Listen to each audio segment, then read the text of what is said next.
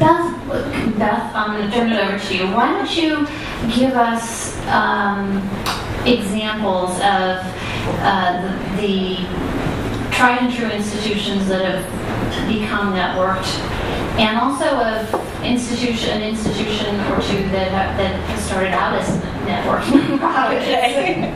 I think I'll start with number 2. Okay. And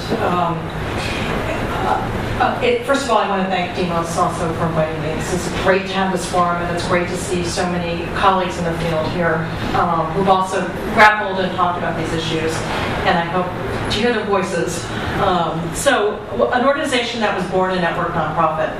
I started my first day at the Packard Foundation as Scholar 2.0. Which I kept on saying. I was Scholar 2.0 because I brought my network.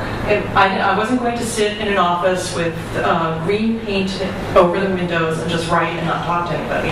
And then I was going to be there, I was going to interact with the field, I was going to blog my experience and model being transparent and open. And so the first day I arrived, I was invited to a luncheon where a representative from Surfrider Foundation was present.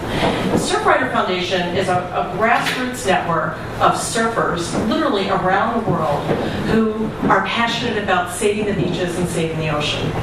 And the representative from advocacy, his name was Chad Norman, and he has a PhD in surf economics. And if you look at him, he's blonde-haired, and he looks like part of a surfer, like he came just out of central casting. And so he presented this amazing framework for how they track their online and offline advocacy. So they know whether they bring in a celebrity, whether they do a face-to-face event, or whether they mobilize people through Facebook. They know exactly what can happen. So as he was talking, I had my computer open and I started searching for them on Facebook. And the first page that popped up was their branded official Facebook page, celebrating their 25th anniversary. And then I noticed there were about 519 other Facebook pages for Surfrider, each with a different variation on their logo. Like the one from Washington, D.C. that showed a surfer surfing off the Capitol. I mean, who knew there were surfers in Washington, D.C.? So I raised my hand and I asked him, I said, I'm looking on Facebook and I see 519 different Facebook fan pages, each with a different variation on your logo. How do you feel about that? How does your executive director feel about that?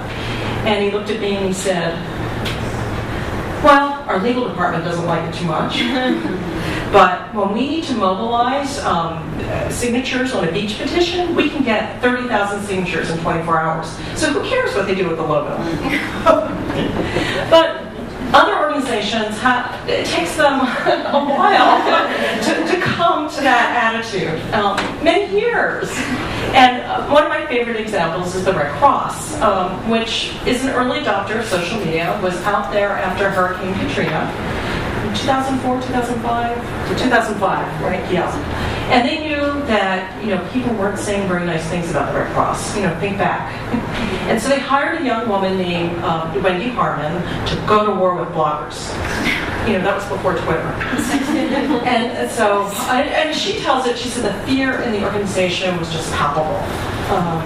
Is somebody going to say something negative about the Red Cross? What are we going to do? And so she calmly put together a listening post and started capturing what people were saying, about the organization, writing weekly one-pager reports, and sharing that with other departments. And that started to change the attitude about social media as this thing for kids, as to what the community outreach department would say, wow, this is really valuable information. It's like focus group information. And Wendy would say, it's free.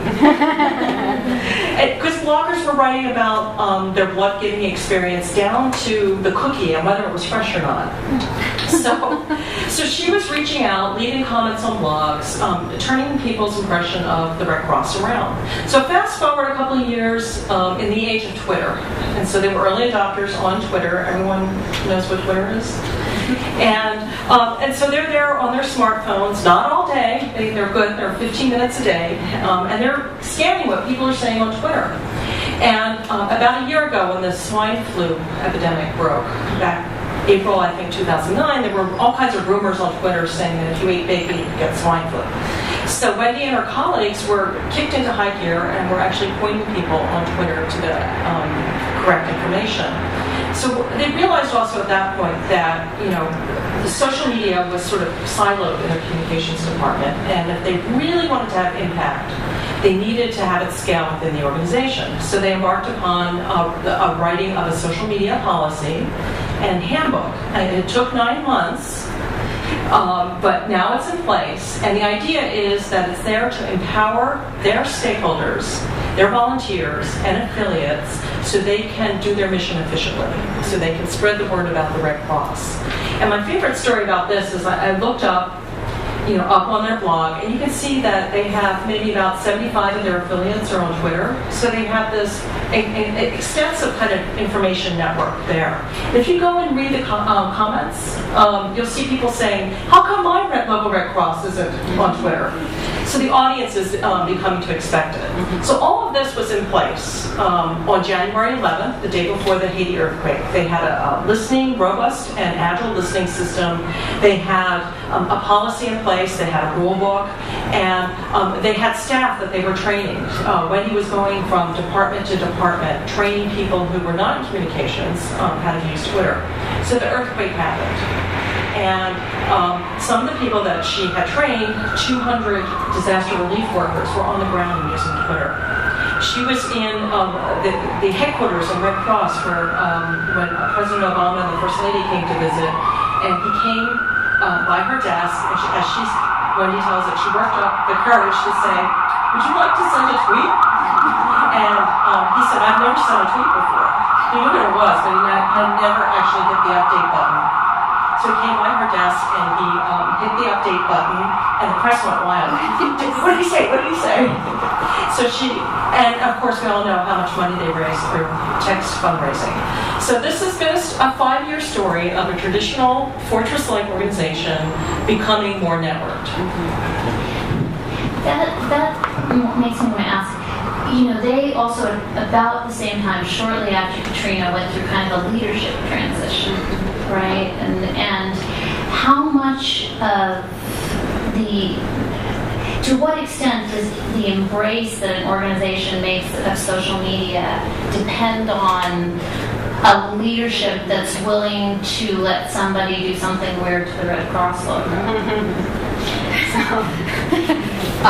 The framework we use in the book, Stephanie, is that what we call the network nonprofits, whether they're born that way or they become that way, have a common DNA. And that DNA begins with a way of being transparent, of being simple, of appreciating networks, of being externally focused in relationship building, and being facile with social media. When they are that way, then they can do what we all consider to be the fun stuff, of turning friends into funders, of crowdsourcing problems, of using networks to help govern organizations. It requires organizational leadership for organizations that are trying to transform themselves to be engaged in that process. Now, some of them their way of being engaged, like the Red Cross, was to hire somebody and let them go as far as they could comfortably let them go at points. And it's a struggle. It's not an easy pathway, even for a group like the Red Cross that's shown great success in doing this. Other organizations are being driven in this direction. We're working with Common Cause right now, and Bob Edgar is driving that organization in a social direction. So that's coming from the top down. He's on Twitter. He's modeling this behavior. And the rest of the organization's taking notice. What can't happen over a long period of time, Stephanie, is to send the intern down the hall and say, go and make us social. Go and put up a Facebook page, and we'll come back and check in on you 6 months later. I'm seeing some nodding of recognition. Because this is not just a tool that you would pick off the shelf and use. Social media is organizational capacity. As Beth was saying, Wendy is spreading this through the organization. Danielle Brigida of the National Wildlife Federation has taught 70 people within that organization to use Twitter. This is something that needs to be spread widely. It's a way of working, a way of thinking about your relationship with the rest of the world, with the individuals and organizations out there. And that has to be ultimately driven by leadership.